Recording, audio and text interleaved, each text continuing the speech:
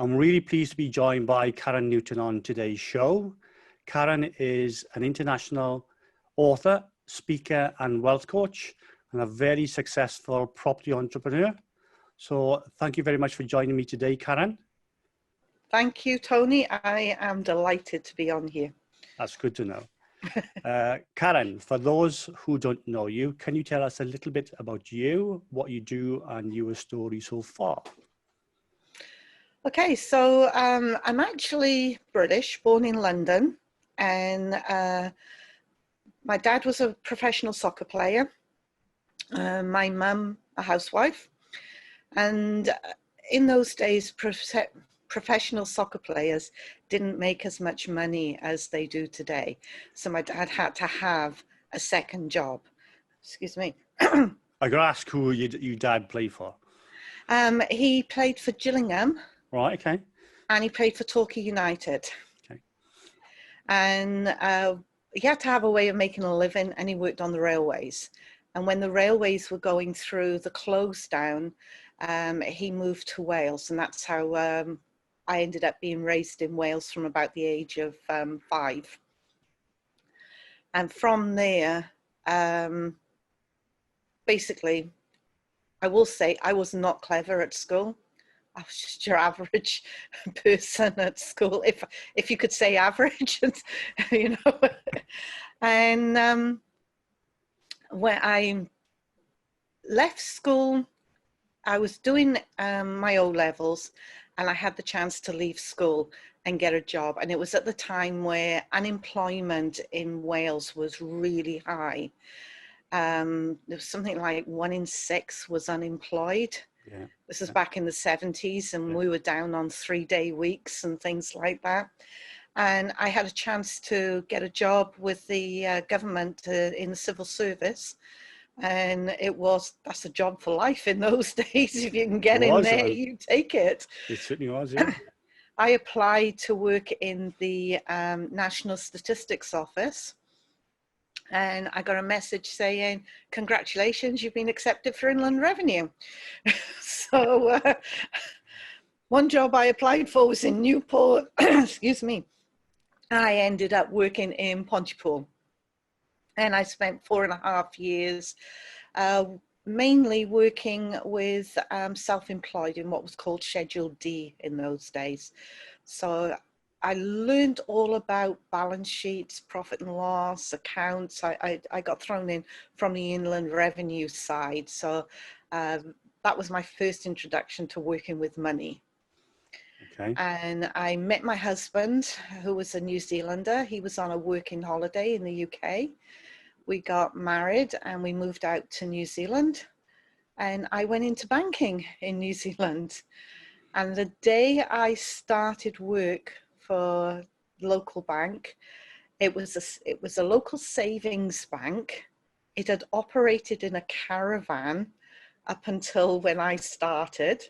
It went into its premises the day I arrived, and the first ATM in New Zealand went in on that day. And so the very origins of mobile banking and ATMs then. New Zealand was just so advanced, because this is 1982, and we literally had online banking, instant online banking, because you could make your deposits in the ATM and then take your passbook. You deposit your money in the ATM, you'd go to the teller, you'd say, can you update my passbook for me? And there was your deposit in your passbook. So we were the first to have genuine online banking, and people used to come from all around the world to see how the system worked. Yeah, I bet so. It's That's the origins, really, by the sounds of it. I don't remember where it's what year it started in the UK, but it was certainly well behind 82. Yeah, well, New Zealand is a very at the time there was a population of about 3 million people. Yeah. I think it's 5 now, but there was about 3 million then. And we used to be the testing ground for technology. We had, late 80s, I had a mobile phone, I had internet, and I would be traveling and I could connect my mobile phone to my laptop computer that I had, get my emails off there in the late 80s. Well, I remember seeing the first mobile phones, and I started my career in financial services then. And one of the guys there had the first mobile we saw, but it was more like that big walkie-talkie Yeah. type of things. And again, how that's changed since then.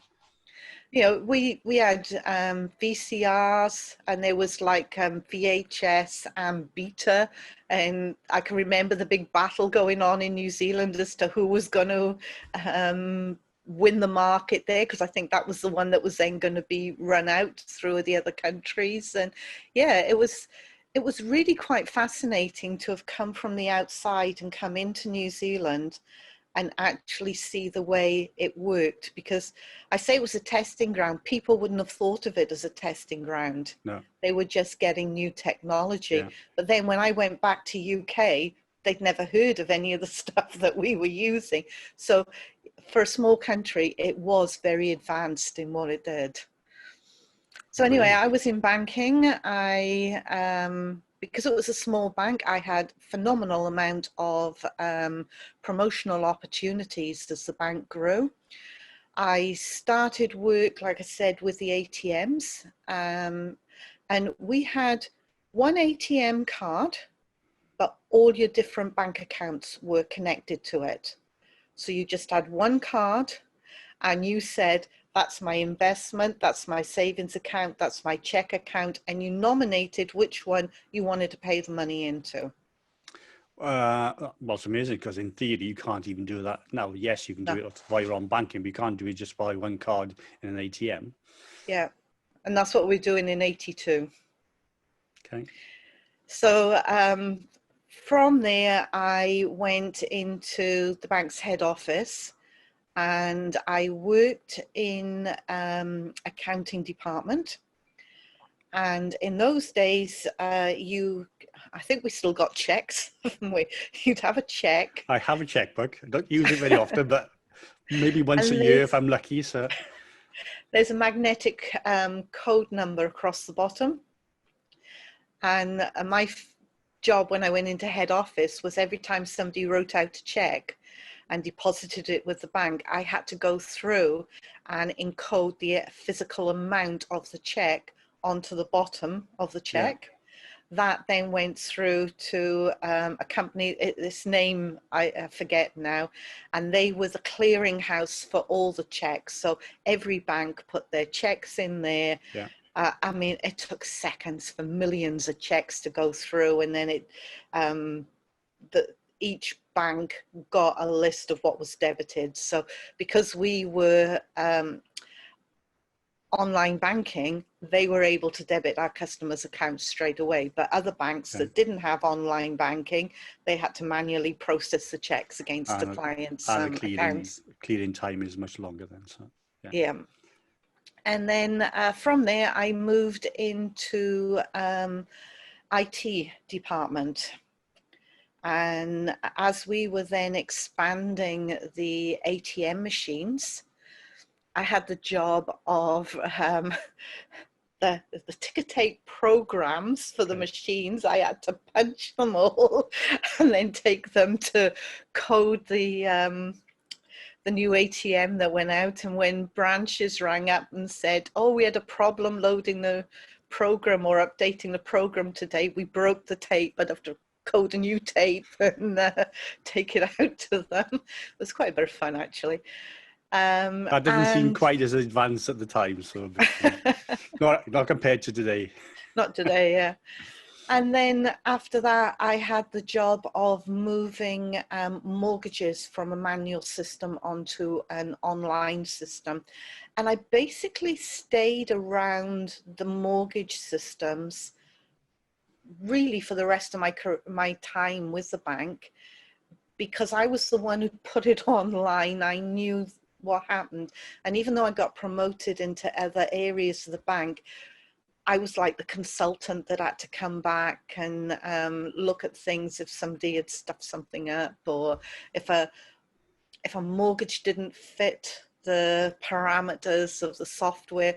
I was the one that had to go in and manipulate the mortgage so that it would work on the system. So throughout the banking, I was the one that ended up going back, because I was about the only one left in the bank who had that knowledge from initially putting it on. I worked in Visa. So I worked with Visa. I worked in foreign exchange. I did lending. I did securities. I was a relief manager for the bank. Someone on holiday or sick, I'd go into the branch and manage the branch. So yeah, like I said, I was in there, the right place at the right time. I learned a massive amount of banking. Well, you certainly had good grounding in the money issues, if you like, because obviously being in the inland revenue, you see one aspect, being in the banking sector, you see another aspect. I was in the banking sector for many years, so I learned a huge amount from that as well, and it spurs you on to other things. I think for you as well, you obviously was involved in the mortgage side. Did that spur you on to get into property, or was it something else that spurred you on in terms of the No, property? it was later. I always knew I wanted to be wealthy and I wanted to make money, but I never quite knew how to pull it together. And one of the things that really fascinated me that I learned in banking was the compounding effect. Okay. Eighth wonder of the world. Yeah. It should be the first wonder of the world. Yeah, I think so. Should be in schools anyway. Should be taught in schools, #1 subject. Yeah. Yeah. So how I latched onto that is that we would take fixed term deposits, and we'd have like 30 days, 60 days, 6 months, 12 months, 2, 3 years. We had a whole range of fixed term deposits, but it depended on what the economy was doing as to how the interest rates were set. And the bank would set the best interest rate for how long it wanted you to put the money in. Yeah. All right, so if they wanted your money for 12 months, the 12-month fixed term deposit would be the highest interest rate. But then one day I worked out that I could take the 30-day fixed term deposit, I could add the interest on, and at the end of 12 months, I would have earned more interest than if I put it in for 12 months. Yeah. And that was like a light bulb moment for me, because I suddenly thought, wow, what can I do if I can keep repeating this in everything that I do? Yeah, yeah. So that became, the compounding effect became a real key to my investing strategies. And it's what I teach now with clients, monthly dividend shares. Yeah. Reinvest, it's reinvest them. And people say, but I get more money. Know, so. They say, but I get more money if I do this. And I say, no, you don't. You just got to work it out. It's, so that's one of the strategies that I teach. But I'd actually, like I said, I liked the money aspects, but I hadn't actually worked out how to get into property. Okay. And I had a pretty severe car crash and I couldn't work. And as a result of that, I had to call on everything I'd learned about banking to be able to make money, things I'd learned from people who've been in business, who were clients of the bank, all that sort of stuff. And one of my what friends... What year was this, Karen? So? Oh, this was back in 1990. Okay. Late, in the 90s, yeah. Yeah. And one of my friends came in and he said to me, you've got to read this book. And it was Robert Kiyosaki, Sharon Lecter's book, The Cash Flow Quadrant. Yeah. So I went through it and I thought, to be honest, everybody raves about it, but it wasn't a book that did that much for me. Yeah. I did like it, and I went and then got Rich Dad, Poor Dad, so that I got the full continuity of it. And that made me start to see things slightly differently. and I started to see ways that I thought I could pull things together. And then the same friend came back to me and he said, I've actually got tickets to go and see Robert Kiyosaki in Auckland. Do you want to go? And I said, yeah, I want to go. And he was launching his book, Rich Dad's Guide to Investing. Yeah, know that one too. And that was the book for me. The process that you went through, how you built the business, the different types of investors that you had, how you pulled everything together. And yeah, it was a 5.5-hour drive up to Auckland. I'd had my accident. I couldn't actually sit in the car. I was strapped on, the seat was put down and I was strapped on the car. I thought you could see on a stretcher then. So it was, yeah, it was like a stretcher. So up to Auckland, 5.5 hours, saw him, was really lucky that he spent some time with me after the event. And we had a chat. Oh, it was just, my mind just went like this all over the place. 5.5-hour trip back, and my husband had seen the same thing, and he was on the totally same wavelength. Yeah. And we decided we were going to, the next day, we were not going into work. We were sitting down. We read that book cover to cover. We put a plan together. And then the plan was to sell the existing business that we had, to move to Australia.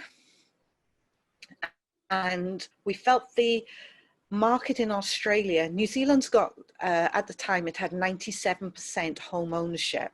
Okay. So there wasn't really much of a market for us to get into rental property. Australia, on the other hand, had lots of opportunities. So we moved to Australia. But we'd only been there for 3 days when my mum died and we came back to the UK. Right. I lost 6 members of my family in 8 months. So all I did in the UK for 8 months was hospitals and funerals. A tough time. And I saw so many opportunities in the property market. And I had to wait 18 months before I could do anything, because the system in the UK was you couldn't borrow any money until you'd been there 18 months. So we were patiently sat there waiting, and I got a job. I worked for a company, got made redundant twice. Bought the company after I got made redundant the second time. That's certainly one way to do it. I must admit, I don't know many people who would do that, but why not? I needed a job. I needed a certain amount of income coming in, and I was off buying property and going for it. And yeah, I took 4 years to acquire 60 properties. Wow, that's amazing. So and what has been your strategy with properties? Is it purely buy to let, or how did you do it? Obviously, various different strategies with properties. So. I got into the first property we bought was, we were living with my stepdad at the time because of my mum dying, and my stepdad was elderly, and there was a house opposite.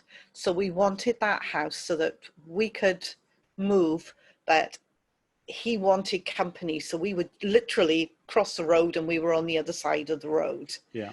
And so we got into that property. We asked for what was known as a gifted deposit. Yeah, I remember those too. Used to be able to do it. Yeah, I know. The property was on the market for $54,995. We asked them for a gifted deposit because both of us, I had my job. My husband had gone to work as a security guard with Curry's. Yeah. We both needed to work, and we were both doing whatever we needed so that we could qualify for mortgages. Yeah. And we had the money, but we didn't have the deposit. Yeah. So we asked for a gifted deposit, and they turned us down. And then about 3 or 4 weeks later, they dropped the price by $5,000. We went back in with the same offer. They turned us down again. A few months later, they dropped the price another 5, and this went on for about 6 months, and eventually they listed the property for 39,000 with a gifted deposit, and we were there like a shot.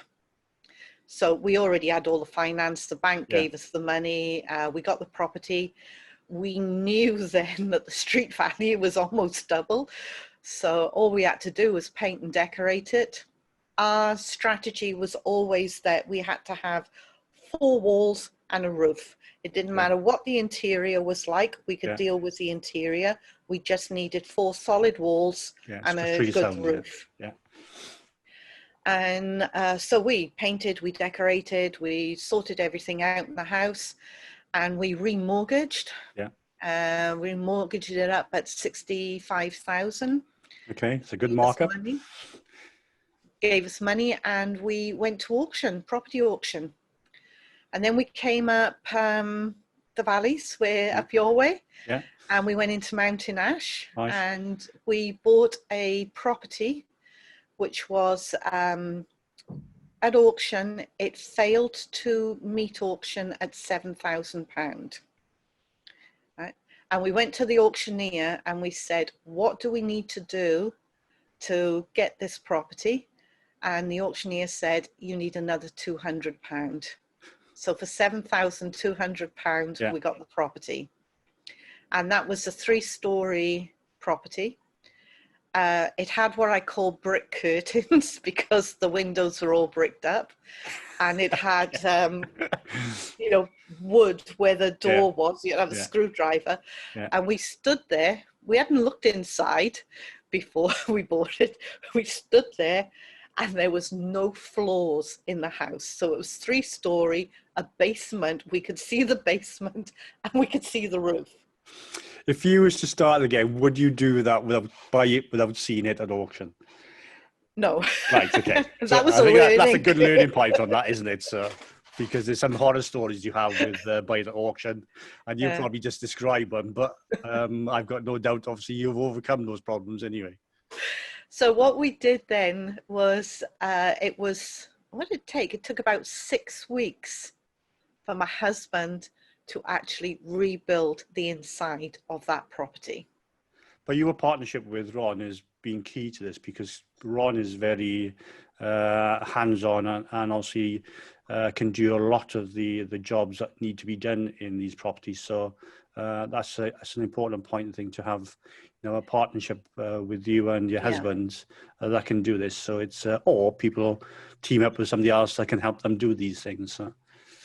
My husband was a fire engineer in New Zealand. Right, so he was used to designing, not designing the interior buildings, but he had to design fire protection systems, sprinkler systems, alarm systems, because clients did not want their brand new fancy place with all these sprinkler heads hanging out all over the place. So he was very much involved in the design of buildings with clients. And he understood plumbing, he understood electrical, he understood the ways to lay things out and types of floors and roofing he needed. So, you know, he did have quite a background of information on that. And so he was able to go into the house. And like I said, we had 4 solid walls and a roof. He just went in, he built the interior of the house. He knew what he needed. We actually ran out of money before we finished that property. Okay. And it was Christmas, and we went to the bank and we said to the bank, can we get an overdraft? No. Can we get a loan? No. And we were there thinking, what on earth are we going to do? Because all we had to do was put the boiler in, and that property was ready to go. Okay. And lo and behold, dear old Barclaycard came along and said, we're increasing the limit on your credit card. And we were out the next day to buy the boiler. Present, was it? Somebody heard your prayers. Yeah, we were out. We bought the boiler went in, and we rented that property out.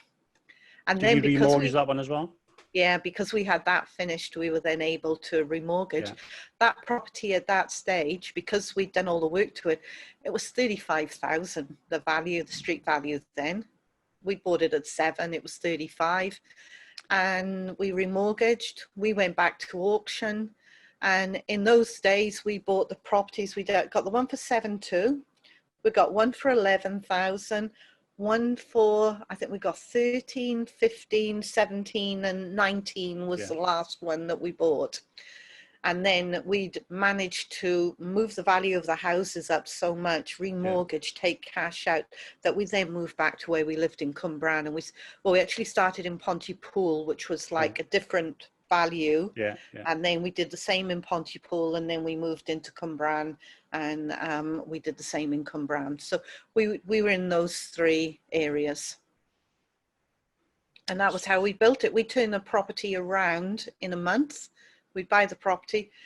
We built relationships with estate agents, and they would come to us and they'd say, hey, we've got a property. We haven't even got it on the market yet. It looks like it's something that you would like. And we'd be viewing the property, we'd do the deal, and it never even went to market.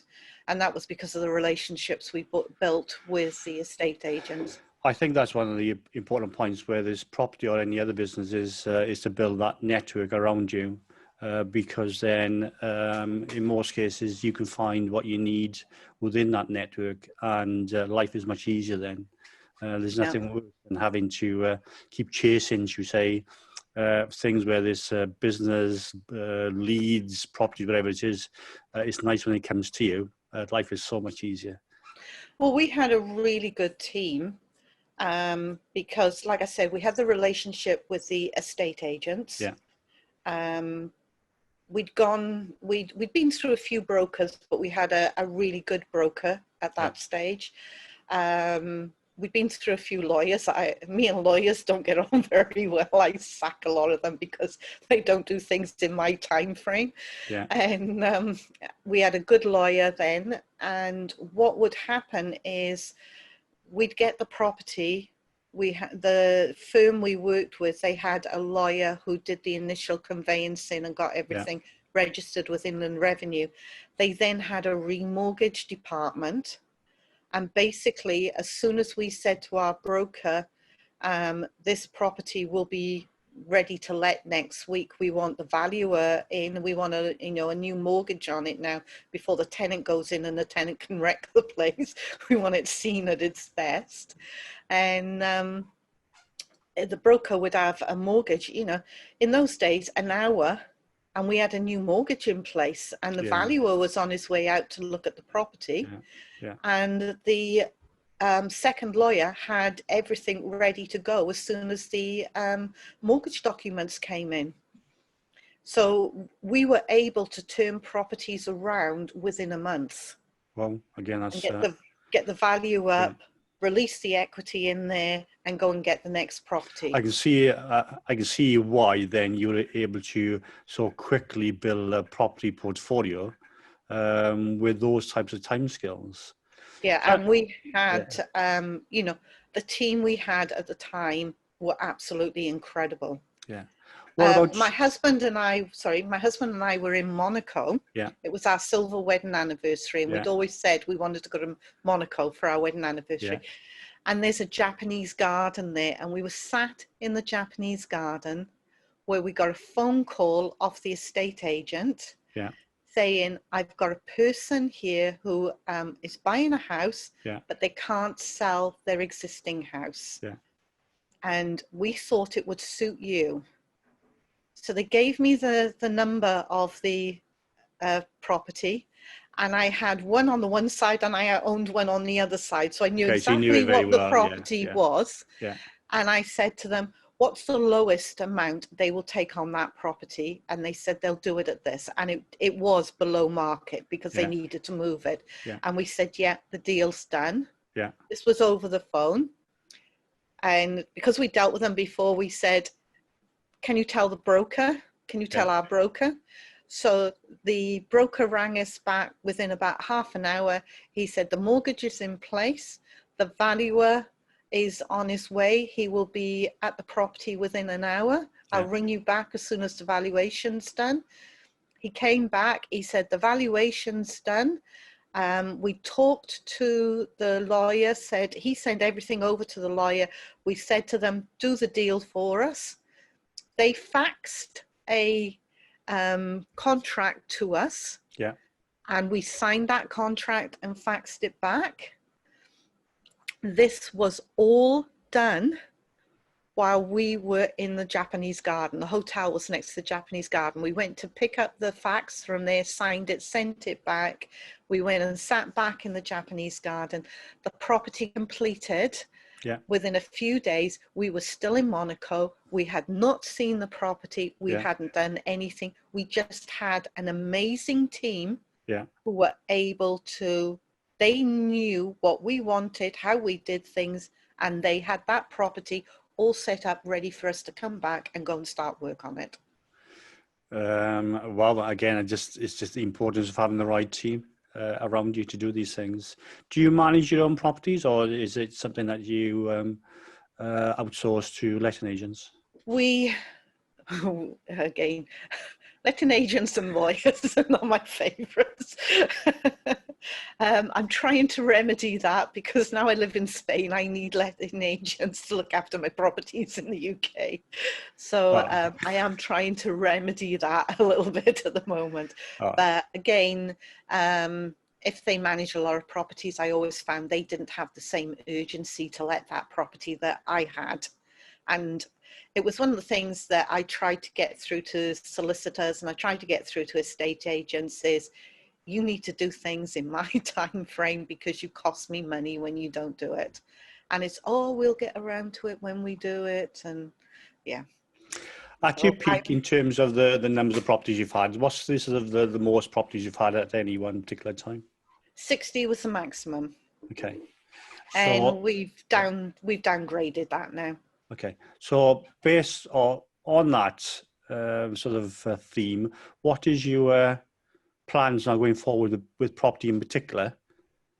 I mean, are you looking to carry on, or are you looking to do something, a different strategy? I've still got property there. Yeah. Buy to let. Now I live in Spain. Yeah. The holiday let market is quite a big market over here. So I'm more hands-on to get into holiday let investing. So we're still in the property business. Yeah. And I still prefer smaller properties rather than bigger properties. I've never been into HMOs. Yeah. I've never been into commercial or apartment blocks or anything like that. Yeah. I like small. Well, arguably the risk is lower, isn't it, with smaller units? Yeah. So the problem, I should say, there's a bit of a hiccup with me and holiday let properties, because I got one in France and it became my French home. I got one in Spain and it became my Spanish home. So the holiday let market hasn't sort of taken off yet. I keep falling in love with the places I find, and they become my homes. So how many properties you've got then abroad? Because obviously you were property business head, has allowed you to move to Spain.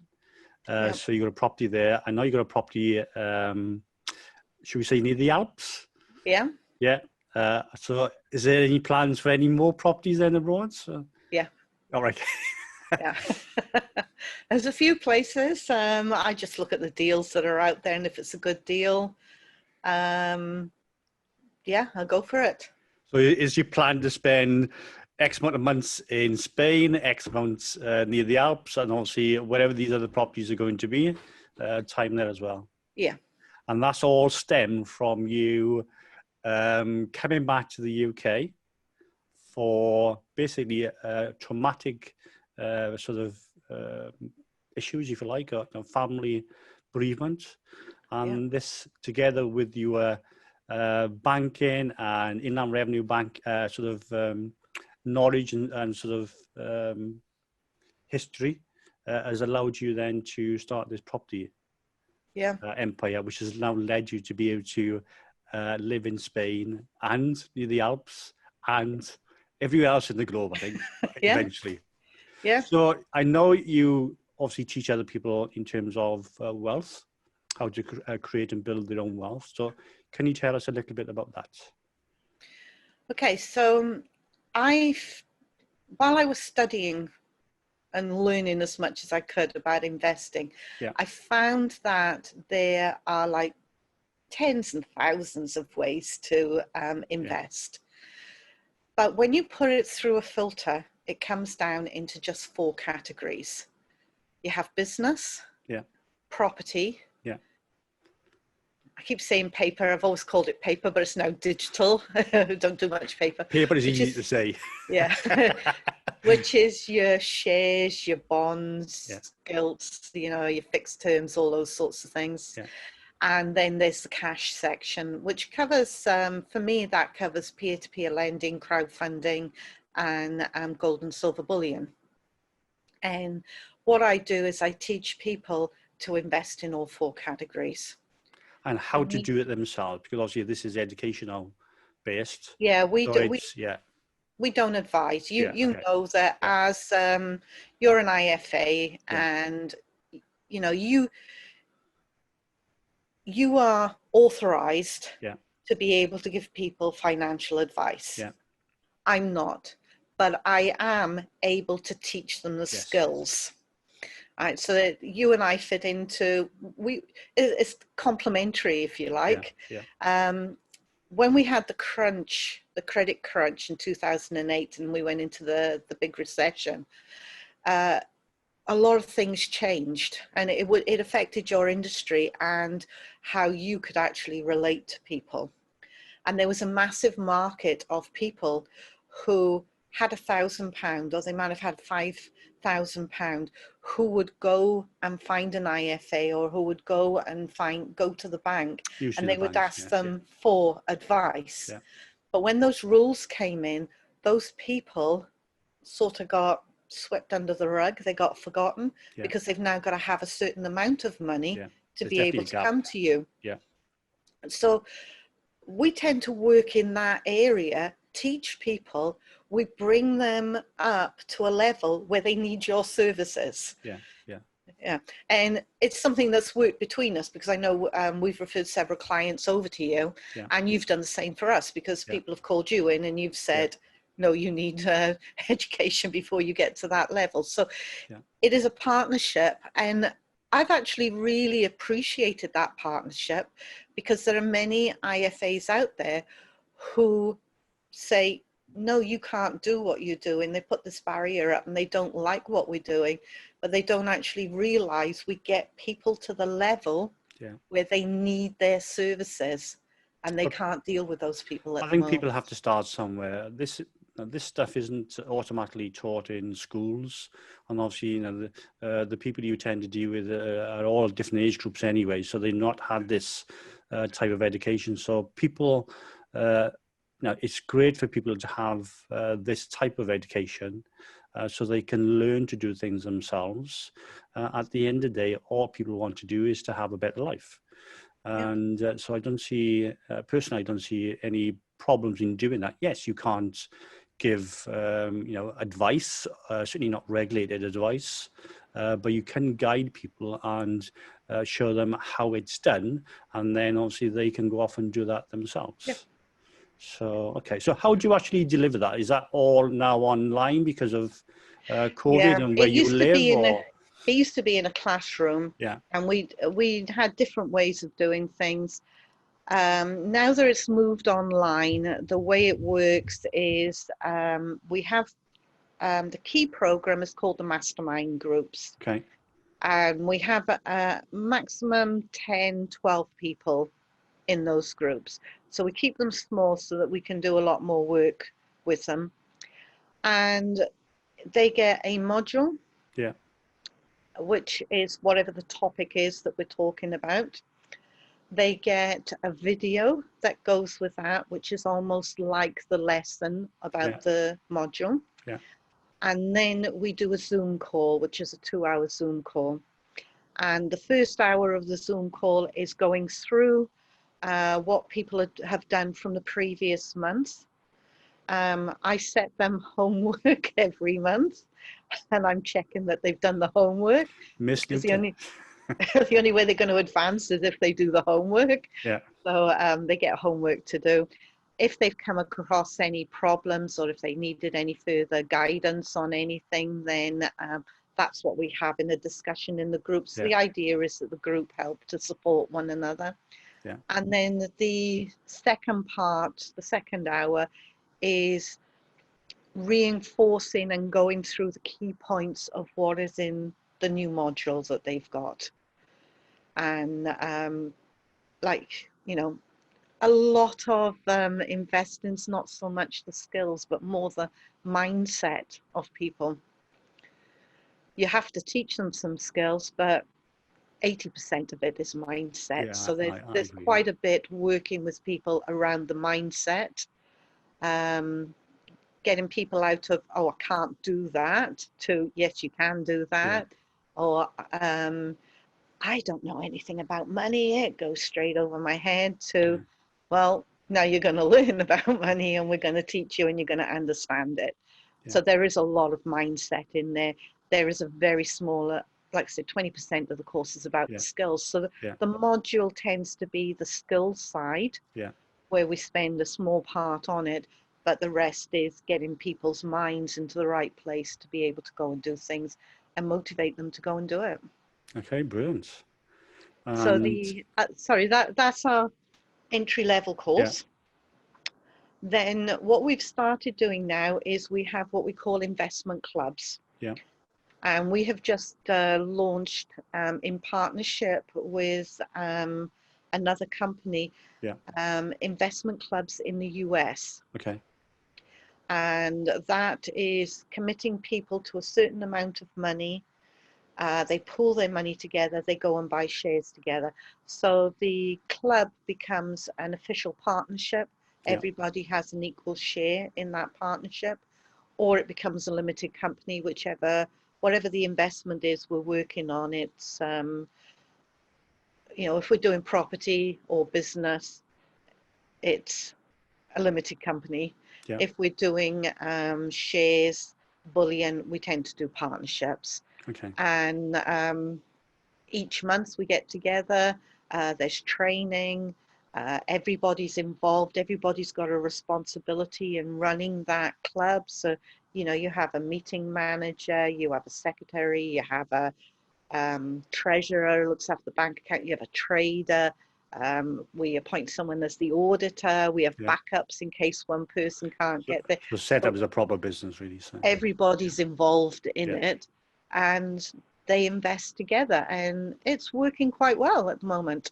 It will see how that goes. It's we see how that evolves, and maybe we'll have a follow-up call to see how that's going in maybe 6 to 12 months' time. The US one, it was a bit slow to get off because getting off the ground because of COVID. Every country was at a different level, and paperwork was going back and forth, but it wasn't progressing because that department was closed and things. So the first one we did in the US was a bit slow getting off the ground. But last month they did their first trade, went and bought their first shares. So everybody's chomping at the bit now, want to get some more money in there so we can go and buy the next lot of shares. And it gives them the experience of doing things like that. Well, in theory, it should be a safe place to do things because you're doing it as a group. You're learning from each other, and obviously there's somebody in that group as well that's should we say leading the way as well. So it seems like a safe environment for me to do it. One of the barriers we found is that people lack the confidence to go and do something on their own, and so the investment clubs has been like that bridge to move them into doing that particular type of investing. And the thing that's interesting is I'm getting messages off people now saying, when are you starting the next one? When are you starting the next one? That's great. And I haven't got plans because I need a certain number of people to do that. So I need Yeah. Or perhaps you can get people to bring a friend, and that'll grow them quicker. So Yeah, that option's there. It's you know, it's a good way to grow. It's a good way to learn, and it's like you said, it's a safer environment because you're doing things together, and you've all got an equal share in what's happening. Yeah. I know you're an international author, and I know you've written a number of books. So can you sort of touch on the types of books that you've written, and also how they help people? Okay, so I write investing books, mainly investing books. Yeah. And it started back in 2003. Yeah. Because I'd made my money, I retired. Didn't have to work again. And boy, was it boring. You know, so I thought, what am I going to do? And I'd always had an interest in writing. My dad wrote as well, so I'd inherited that side of it. So I started thinking about how I could get information out to people. I wasn't interested in doing training and things like that. I just wanted to write. So I started creating information products. Okay. And I wrote a book.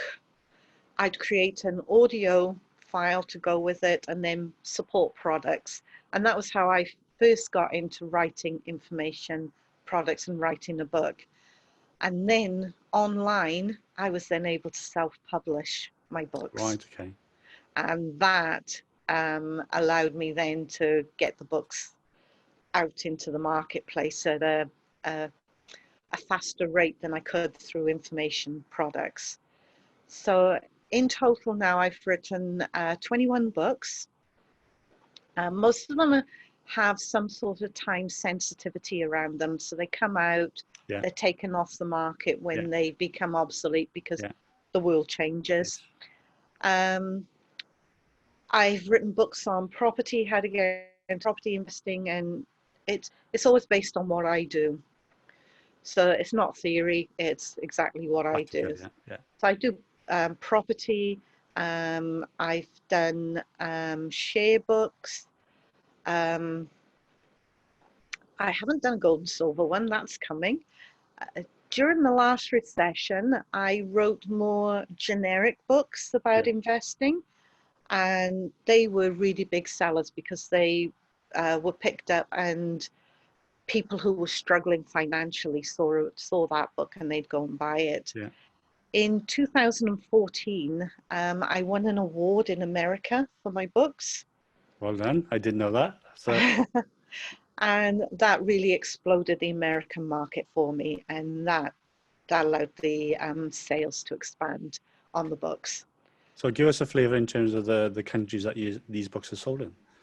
Because I know this is quite diverse, and I know there's one particular country which might surprise people. So I have a request. So I have UK and Ireland, Canada, America, New Zealand, Australia, India. It was a market. Yeah, India came online about the middle of last year. Got my first sales going through there. I've got Japan, and that's the one that's really interesting because I do put the request out that if you're in Japan, can you order a book so I can see what it looks like in Japanese? Have you seen whenever I try to order a book, I only get the author's copy. I don't get a translated copy. And I have told Amazon that they can automatically translate the books for me. So I've sold in France and Portugal, Italy, I think, and South Africa. So I think they're the countries. Oh, and Mexico. I forgot Mexico in there as well. Yeah. So yeah, they're slowly expanded into quite a few countries. So is the plan now to have a property in every one of those countries? That depends. The business is being expanded. Yeah. And I started franchising the business. It's got franchisees in the UK and Ireland. Yeah. And some countries are not that grand for putting a franchise into.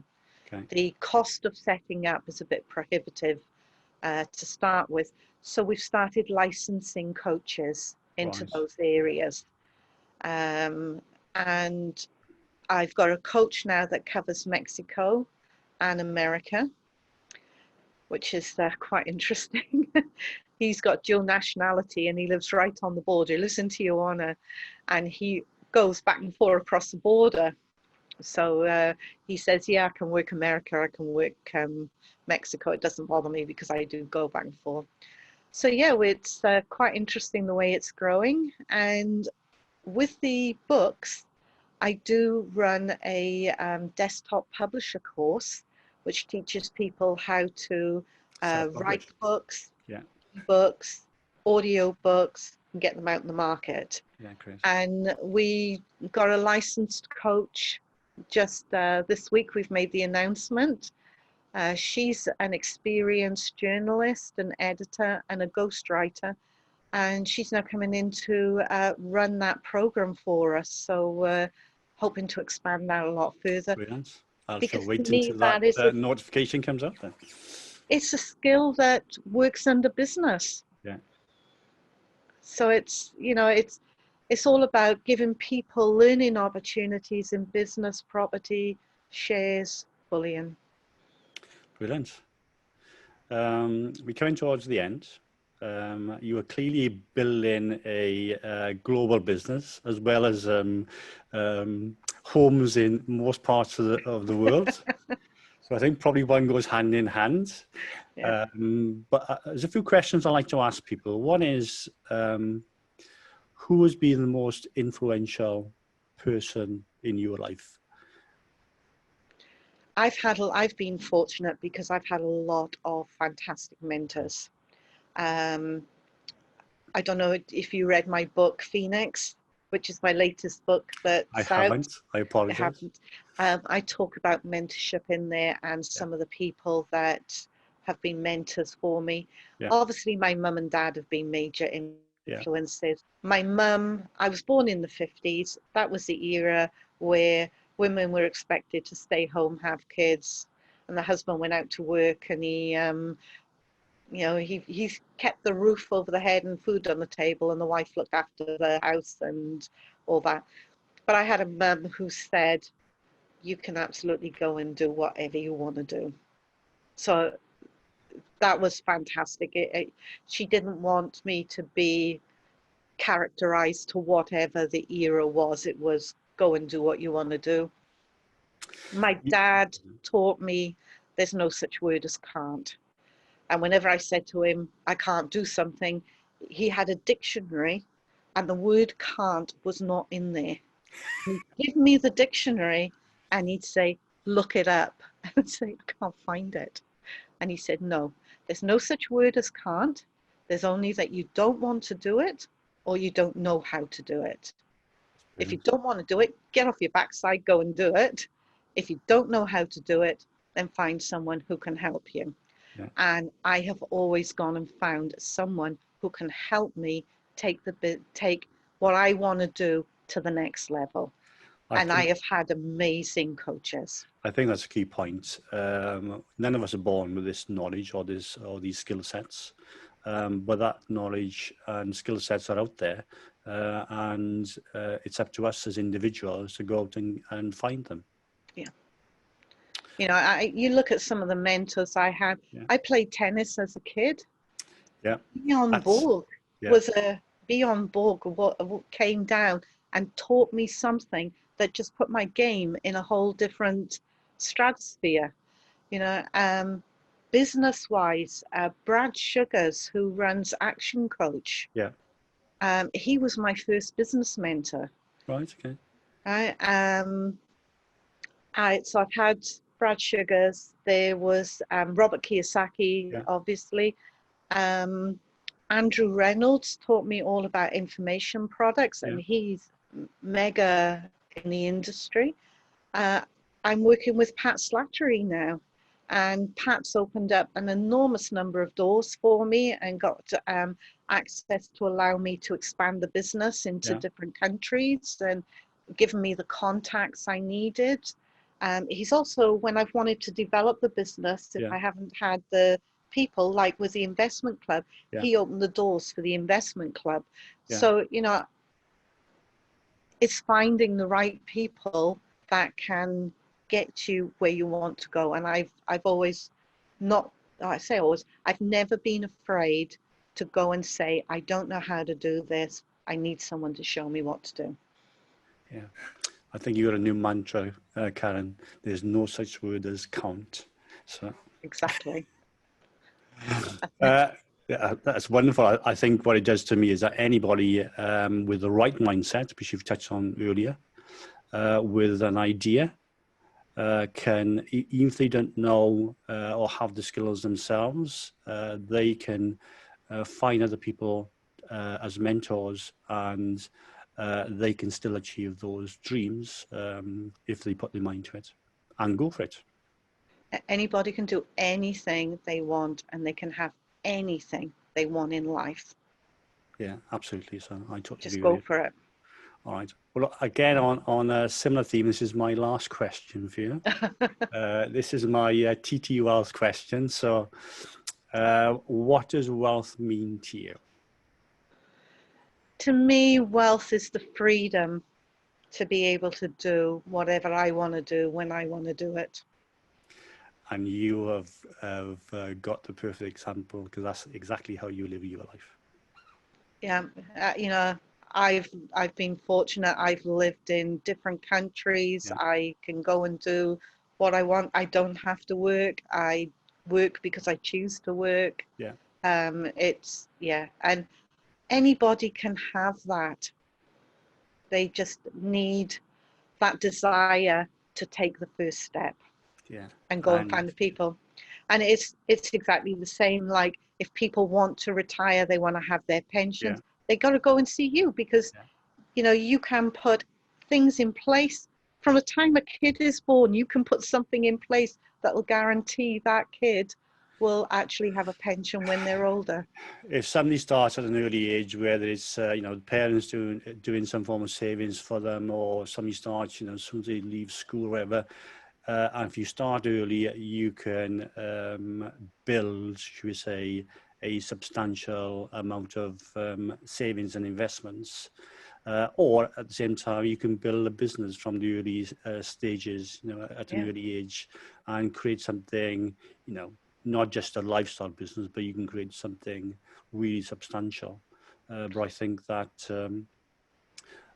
people just need to start. I was talking to a client yesterday, Yeah. and the client's got a 16-year-old child. And she said, look, my kid is absolutely chomping at the bit to get into property, Yeah. has managed to save money to get into property, but can't do anything until they're 18. And I said to him, do you realize they can own a company at the age of 16? Yeah, I know. And they can go and start buying property at the age of 16 if they're ready to do it. Yeah. And she didn't know that. You know, Yeah. there is so much out there. Yeah. That Well, people, even if it's a question of getting the knowledge between now and 18, if that was the barrier, then you know, now is the time to do it. yeah.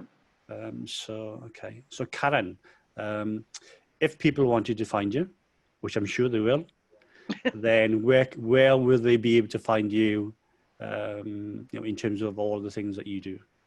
Probably the best place would be my website, Okay. which is karennewton.co.uk. Okay. And on there, you will find links to the Facebook training that we do, to the YouTube channel that we have. Yeah, it's like the signpost that will point you in all the different directions.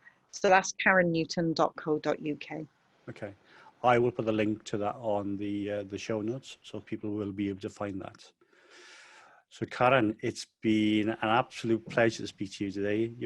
Your story is fascinating. I know bits about your story because also we talk on a regular basis, etc. But the more we talk, the more I uncover new things, and every time I uncover new things, it always provides me with another dimension to you, should we say? And I think you are a perfect example for those who with, as in your own words, average, should we say, ability, or sort of academic ability, certainly, can achieve whatever you want to in life if you have the right mindset and you seek out people that can help you achieve that dream. And that works both ways, Tony, because you and I have done a few interviews. You know, I've done this one for you, you do interviews for me. Yeah. And it's the same. Every time we talk, I learn something more about the different areas that you get into. I think you and I have to have a series of interviews to go through all the knowledge that you and I have got between us. I think that will be never ending, Karen. So. Especially with the number of years that we've both been, should we say, guiding other people. So, yeah. All right. Well, it's been a real pleasure today. Thank you so much, and good luck with everything that you're doing. I'm sure it will go from strength to strength, and you'll have lots of other properties around the world. Thank you very much, and it's really great to be on here. All right, great. All right. Catch up soon and take care. Thank you. Bye. Bye. Bye-bye.